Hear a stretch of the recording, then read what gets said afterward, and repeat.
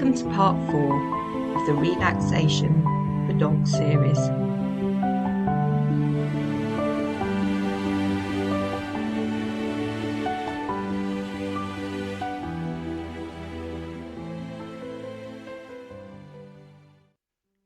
The first exercise you need to teach your dog in this relaxation program is to enjoy going to a designated place when asked, such as a mat or a crate.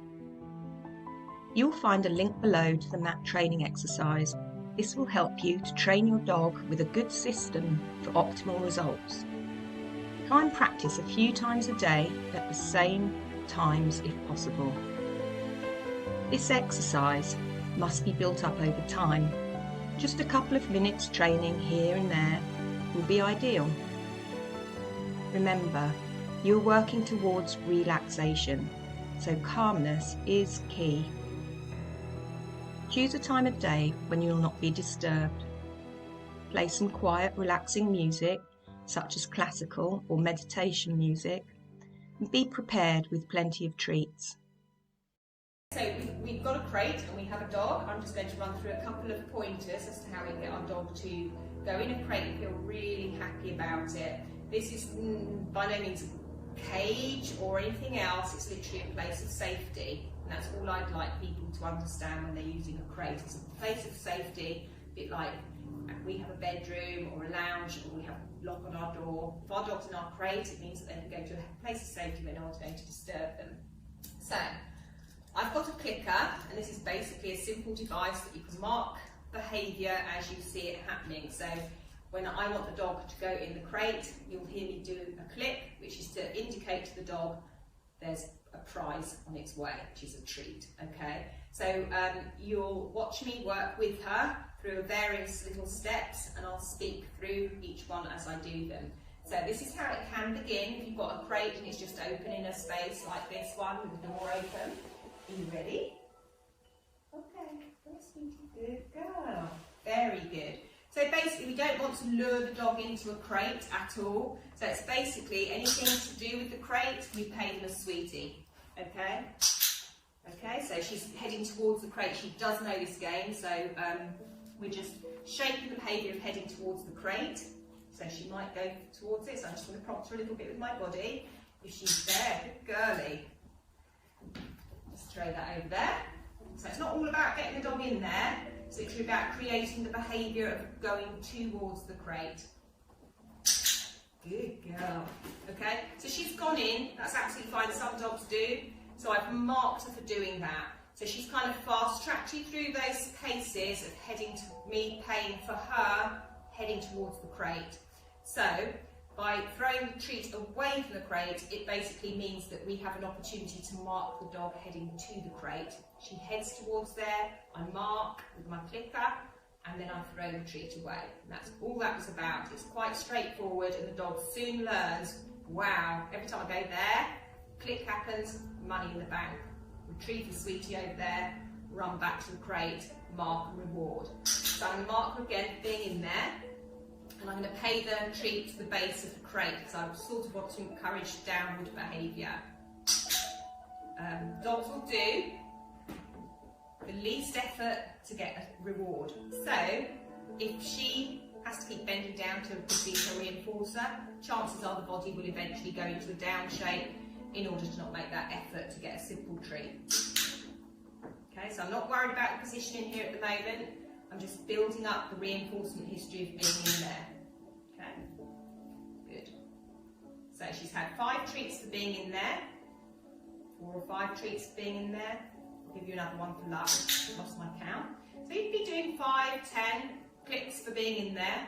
So now I'm going to click for the fact that she's in there. She knows she's won a prize. The prize is going to happen outside the crate. So make sure they get out safely. Just chuck it over there, good girlie. And any nose down behaviour is fine because it means they're relaxing. So she's heading towards there again. Good. So I'm going to pay her a few more times for being in there. Good girl. She might offer a sit, I don't know. She might do. I'll just give her a bit of space. She's still standing up, so we don't need to worry at this point. if I pay her now because she's offered that position, it's quite a lot of effort to maintain that position, so she'll possibly dip into a down if I keep payment happening.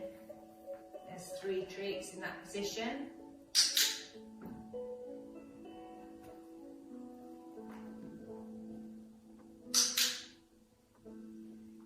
Good. So the next payment is going to happen out of the crate, so I'm going to click for being in there. Did you get it? Well done. That's a super way to be. And then I'm gently going to give her a sweetie out here. Well done, good girl. And then I'm going to wait for her to come back again. Oh, that was super. Well done. So I'm going to bring the clicks a little bit closer together now. And payments. Good girl. See, she swallowed it and clicking again. So that she'll just think, oh my gosh, down's obviously really good place to be. Good girl. Very good. So I'm going to click for being in there and then gently pay her out here. Good girl. And for the collies, they like a bit of motivation when they're working, so I threw the treat. She offered a down before, so that's all I'm clicking for now, okay? So she offered that behaviour.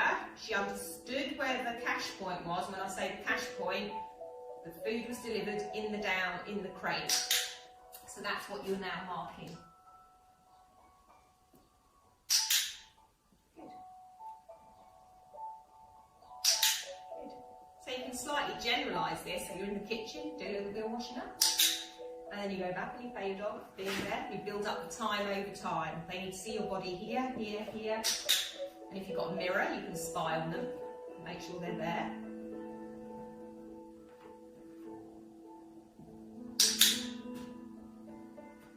So my clicker isn't a remote control. I'm not thinking that's right, I'm clicking in her face, it's behind my back. Okay, some dogs are very sensitive to the click, so do be careful with that. You can use a tongue click to mark the behaviour, which goes like that. Money in the bank, but decide what your mark is going to be before you start. Click for there. Good girl. So, let's see what we've got. We've got a dog that will possibly dive back to the crate now. So I'm just going to mark being there, and then I'm going to throw the treat out. And then she's going to run back to the crate. This is the fun bit for the active collie. Chuck the sweetie over there. Now I'm going to add my cue in your crate and pay over there. Add my cue in your crate and pay over there. So this is giving me an opportunity to add my cue again and again and again. Just throw the sweetie in your crate. Good.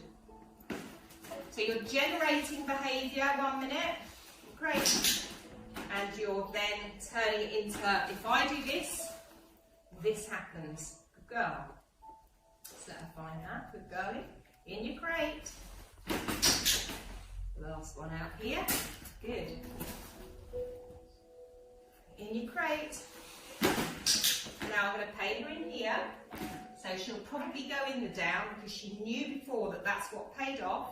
Just give her a bit of space. Good. And you build up these little segments of your exercise. So we've added a cue because we generated that behaviour, okay? And then once we had the behaviour, it was, instead of the dog doing a sort of reflex of chasing food and going backwards and forwards without any thought, it's now, when she says that, and I go in there, click happens, and I made it happen. So she's learning that the consequences are what's keeping this behaviour buoyant now. The consequences of going in my crate are I get paid for doing it on cue, okay? So we're not just throwing treats around anymore, we're now actually rewarding the behaviour that we see. So the first bit was generating the behaviour in the first place to create something that we want to watch and see. And the second bit is literally the dog has learned, when I do this, this happens. Okay? So I'm going to click for being in there, and then I'm going to let her out with a okay, and just add my okay word for that. Well done, super girl. So I'm going to pay her out here. All finished. Okay, so I need to pay her somewhere else because now we've created what I would only call a crate magnet. Good girl. I'm going to quickly shut the door, otherwise she'll be in and out of there. Good girl. And it's not fair to keep the prop there if they're out of training mode. That was super. You did so well.